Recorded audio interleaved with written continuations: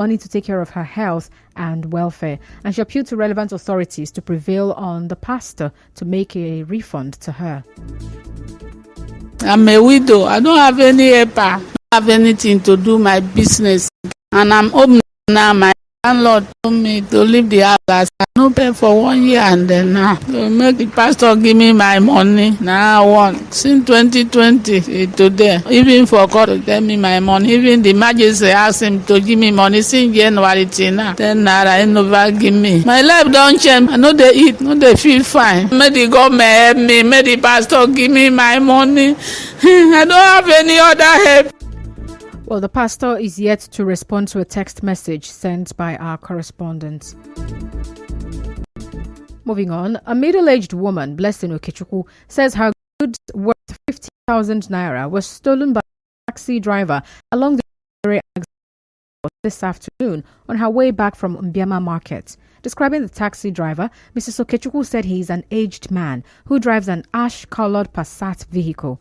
The woman, who came to make complaints at the Nigeria Info FM complex, said the driver allegedly zoomed off after asking her to step down from the taxi to avoid security officers searching her. I told him that I'm going to Eleparanwa. He charged me 1.5. I said, okay, no problem. But on our way, he said that there is SARS people, that I should come down. I should be trekking down small, that when he passed them, that he will carry me. As soon as I come down from the taxi driver, the man zoomed off with my load worth of 50,000 plus. Gary, I bought 3 benzene, 15,000. That is 2. 2 of them, 30,000. Then 1 benzene, 5,000. Then I bought yam of 10,000 plus inside the taxi. Well, Mrs. Okechukwu said other commuters told her that the Obirikwere axis of Port Harcourt in recent times is known for such kinds of robbery attacks and one-chance incidents. She said she's left with nothing as this incident has affected her business, and she's calling on the police to help her recover her goods. As I'm walking around looking for it, anybody that I met, they will tell me that's how they have been doing. That will be recorded. Even as I went to police station and laid a complaint, the same thing is what they told me. That they have been hearing that kind of news. That will be recorded. It is affecting me because it's through there I'm feeding my family. As it is now, I carried all the whole money that I have and invest on that good. I'm the one catering everything for my family. I don't even have any goods. That's why I went to that market. As it is now, I'm going to sit at home again. How will I feed my 3 children? Away from that, the federal government says that no world leader has been invited for the 63rd Independence Anniversary scheduled for 1st October. The Secretary to the Government of the Federation, George Akume, stated this during a press conference in Abuja. He said the decision was taken in line with its option for a low-key celebration. He said the federal government is focused on alleviating the suffering of all Nigerians and bringing socio-economic development to all parts of the country. That is low-key because I want us to look at it not just at the national level, but at the level of the family. If in a family there is a problem, maybe the head is very sick, maybe there is death in the family, maybe someone has been kidnapped. At the head of the family, any member of the family is 80 years. You don't go about celebrating because the man is 80 years. Well, some of the events organized to commemorate the anniversary include a public lecture, religious services, and a military parade at the Presidential Villa. The theme for this year's anniversary is Nigeria at 63, Renewed Hope for Unity and Prosperity. The Independent National Electoral Commission, INEC, has fixed a date to conduct mock accreditation for the forthcoming governorship elections in Bayelsa, Imo, and Kogi states. A statement by INEC National Commissioner and Chairman, Information and Voter Education Committee, Sam Olumeku, said the test run will take place simultaneously in the 3 states on the 14th of October from 8:30 a.m. to 2:30 p.m. The Lagos State Governorship Election Petitions Tribunal has upheld the election of Governor Babajide Sanwo-Olu as governor of the state. In a unanimous judgment read by Justice Mikhail Abdullahi on behalf of the 3-man panel today, the tribunal held that the petition of the PDP and its governorship candidate, Olajide Adediran, lacks merit. Now, some residents of Port Harcourt are urging the federal government to investigate the circumstances surrounding the fire that engulfed a section of the Supreme Court this morning. They told our correspondents that the fire could have led to the loss of critical documents integral to judicial proceedings. The government should probe into the fire incident because vital documents are there, and we don't want to have a situation where they say they have lost vital documents to validate some cases in their custody. It is disheartening that there was a fire outbreak in the Supreme Court. I think these are core problems that the government should look into. Now, such things will never happen again. They should be given proper attention. Now, if Supreme Court don't burn, you know when you see election documents don't burn, let government prove into the matter. Well, spokesperson for the government, Festus Akonde, said the fire incident will not affect the Presidential Election Petition Tribunal cases. Well, still to come, federal government plans low-key independence anniversary. Stay tuned.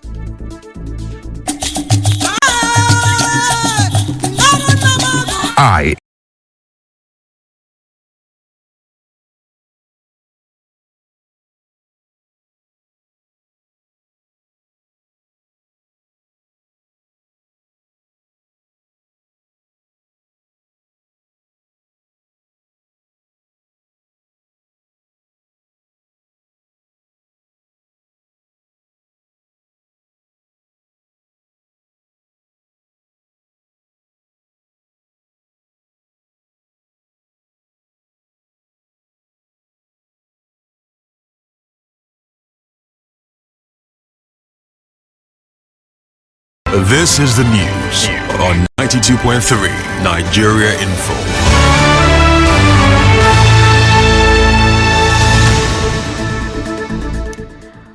Thank you for staying with us. The National Broadcasting Commission, NBC, has commended Nigeria Info FM, Cool FM and Wazobia FM for top-notch service delivery. The NBC Abuja Zonal Director, Pauline Ehusani, gave the commendation today in Abuja during a familiarization tour to the station in company of officials from the Benin Republic Broadcasting Regulatory Agency. Mrs. Ehusani said that personnel of the stations strive to adhere to the provisions of the NBC Code.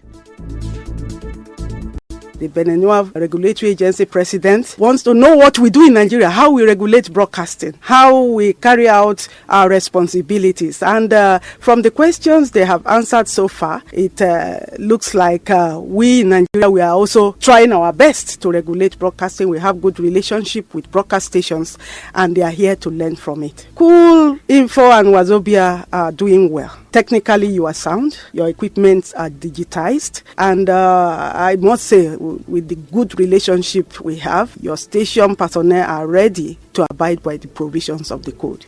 Well, on his part, the president of the Benin Republic Broadcasting Regulatory Agency, Remy Prosper Moretti, said his team was in Nigeria for experience sharing and to also learn ways to strengthen broadcasting in his country. C'est pour cela que nous avons fait cette visite. We came to visit their studios just to see how you function, to value your condition of working, and to exchange with you, and to learn from you, and to also talk about us to you, also talk about us. We are here to represent the Benin Republic to guarantee the press freedom. And we saw that NBC is not just a small regulation authority. That's why we congratulate the authorities that help the exchange. Because when you are neighbors, it's good that you exchange from each other, that you learn from each other, so that we're able to bring cooperation between the two countries.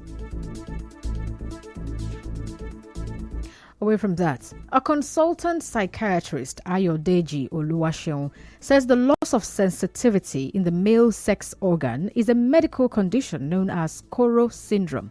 It follows online reports in which a man in Calabar, Cross River State, claimed that his sexual male organ was missing after he was touched by someone else. Now, many believe it is caused by black magic, popularly known as juju, but Dr. Oluwaseun tells correspondent Martha Okerenkem that the condition is caused by intense anxiety and leads to the retraction of the male sex organ. He said it's a rare culture-bound syndrome that affects people at a given time. When it contracts, the length of the pennies can actually reduce at that time. But within the few minutes or hours, if the person is more relaxed, then it begins to get back to the normal. Maybe, for instance, in Rumoko, there is somebody that they remove the penny. At Roma Holu at another time, it comes like in a wave. It's not a usual occurrence. So it comes once in a while. That's why sometimes when the person accuses an individual close by, so just settling down and the man is coming down from the anxiety, and while waiting for a few minutes or hours, he begins to get better. But Dr. Oluwaseun advised individuals who are faced with this challenge to be calm when such incidents occur. He said proper diagnosis by a medical expert will aid in the quick recovery of such persons. It's a form of anxiety, and for anyone that have anxiety, it can also be treated medically, and the person can actually be fine. There is really no need to lynch anybody. When such events occur, what they need to do is to remain calm. The victim should approach a hospital where a specialist can actually assess and also profile. We have gone beyond this at this time, because life evolving and science also it is evolving. But a herbalist, Omehi Sabdat, believes that the loss of a male sexual organ just by the touch of another individual can also be linked to spiritual rituals. But she says individuals in the quest for a specific spiritual power are the perpetrators.